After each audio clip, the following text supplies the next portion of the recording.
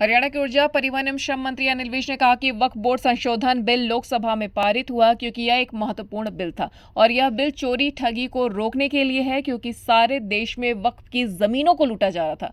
अनिल विज ने साफ करते हुए कहा कि वक्फ बोर्ड बिल में कोई पहली बार संशोधन नहीं हुआ है, बल्कि इससे पहले भी 5 बार संशोधन हो चुका है। इस तरह उन्होंने कहा कि हिंदुस्तान में अब सालों साल नरेंद्र मोदी का सूरज चमकेगा और विपक्षियों की तो काली रात और काली हो रहेगी। अनिल विज ने कहा कि वर्ष 2013 में तुष्टीकरण की राजनीति से प्रभावित होकर कांग्रेस की सरकार ने वक्फ बोर्ड बिल में बदलाव किया था कि वक्फ बोर्ड किसी भी जमीन पर अपना दावा करे तो उसका मालिकाना हक सिद्ध करने की जिम्मेदारी उसकी होती थी, जो जमीन पर काबिज है और जिसकी जमीन है। अगर यह बिल रहता है तो यह किसी दिन पूरे हिंदुस्तान पर अपना हक जता देते। ऐसे में भारत की जनता कहां जाती। उन्होंने कहा कि तुष्टीकरण की राजनीति के चलते कांग्रेस ने जो बिल बनाया था उसी को ठीक किया जा रहा है। वहीं इस बिल का अखिलेश यादव ने भी विरोध किया। इसके संबंध में कैबिनेट मंत्री अनिल विज ने कहा कि देश हित, हिंदू मुस्लिम के हित में सरकारों का काम होता है कि अगर कहीं लूट हो रही है तो उसको दुरुस्त करें। वहीं सांसद ओवैसी ने संसद में वक्फ बोर्ड संशोधन बिल की कॉपियां फाड़ दी, जिस पर अनिल विज ने कहा कि ओवैसी हमेशा ऐसी हरकतें करते रहते हैं कि मीडिया में बने रहें। इसके साथ ही उन्होंने कांग्रेस पर भी जमकर निशाना साधा। जो ज़मीनों की सारे देश में लूट हो रही थी उसको रोकने के लिए ये अमेंडमेंट बिल लाया गया है। ऐसा नहीं है कि इस बिल में पहली बार कोई अमेंडमेंट हो रही है, 5 बार पहले हो चुकी है। और कांग्रेस ने तो 1913 में इसमें वो प्रावधान कर दिया कि वक्फ अगर किसी भी ज़मीन को अपनी क्लेम कर लेता है, अपना दावा दिखा देता है, तो जिसकी ज़मीन पे करा है उसको कोर्ट में जाके सिद्ध करना पड़ेगा। और ऐसे धारा के होते हुए कल को वो सारे हिंदुस्तान को अगर वक्फ की प्रॉपर्टी कर दें तो सारे हिंदुस्तान को धक्के खाने पड़ेंगे कोर्टों में।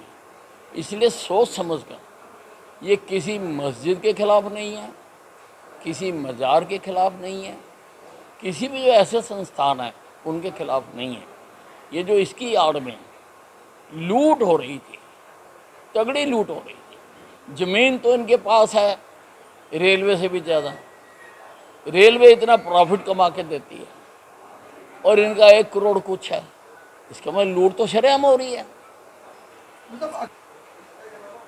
देश के हित में, गरीब मुसलमान के हित में, और सरकारों का काम होता है कि अगर कहीं भी लूटमार हो रही है तो उसको दुरुस्त करने के लिए कानून बनाए। देखिए, ओवैसी भाईजान तो हमेशा ऐसी हरकतें करते हैं जिससे वो मीडिया में हाईलाइट हो गए। ये बहुत अब तय तो जो पदासीन अधिकारी है लोकसभा का वो करेंगे, परंतु आम आदमी के दिल में इनके प्रति बहुत गुस्सा है। कानून तरीके से बनाया गया है। पहले बिल प्रेजेंट हुआ, फिर मेंबरों ने कहा जेपीसी में जाए, जेपीसी में गया, सारी पार्टियों के नुमाइंदे उसमें गए। अब जेपीसी जो पास कर देती है वो लोकसभा में आता है और लोकसभा में कल पास भी हो गया, अभी राज्यसभा में जाना है। बताओ कहाँ गलत हुआ, कानून की उल्लंघना कहाँ हुई? ये ही सिस्टम है। कानून की उल्लंघना तो तब हुई थी इंदिरा गांधी ने जो रातों रात इमरजेंसी लगा दी थी। कानून की उल्लंघना तब हुई थी जब 1 करोड़ लोगों के ज़बरदस्ती नसबंदी कर दी गई थी। कानून की उल्लंघना तब हुई थी जब इस भारत देश को धर्मनिरपेक्ष और समाजवादी देश घोषित कर दिया गया था। अब उल्लंघना नहीं हुई है, बाकायदा कायदे से चल रहा सारा काम, मेजोरिटी से चलता है और प्रजातंत्र का तकाजा ही यही है। Democracy is a polity of majority.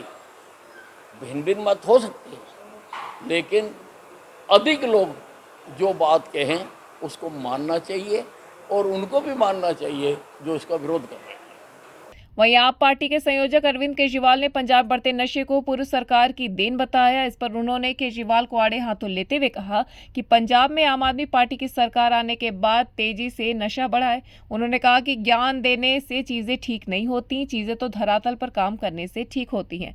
उन्होंने कहा कि धरातल पर कुछ होता नजर नहीं आ रहा। उन्होंने केजरीवाल को ज्ञान बहादुर बताया। बीजेपी का भी राज रहा है। देखिए, पंजाब में आम आदमी की पार्ट आने के बाद, सरकार आने के बाद